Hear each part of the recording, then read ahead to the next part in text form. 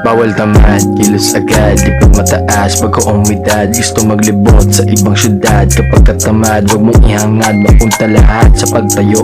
Daming hadlang, madalas na maisip ang madyan ka na lang. Hindi na hadlang, mga palusot, kikilusin na lang. Mga plano nang hindi mabusot, mag-arang suot, perang lukot, madalas kumiti, minsan malungkot, utak malikot. Kapag nabugnot, akit sa pangarap kahit matarik, parang malapit na rin pumanay sa itaas. Kalat mga hudas pagkalabas, tagapagpawis na lang madalas. Sama ng loob na hindi malabas, hirap sa kamay halata sa bakas. Boy parang lagi na lang palabas, daming aral na pasok. Kada kabang may pagsubok na nakaabang, sinusubok kung hanggang san mo kaya na magmatapang. Matibay loob, baka puro hangin pa lang, o sige sasalain na lang, para pagkaluto ikakain na lang. Alam mo kung sinong masipag ay siya ang lamang. Huwag kang manisi kapag nawalan ka ng pagkakataon. Mabago sarili kada taon, buhay mahirap ginawang gasolina at motibasyon. Kaya naisulat ko tong pagtugon sa negatibo na emosyon.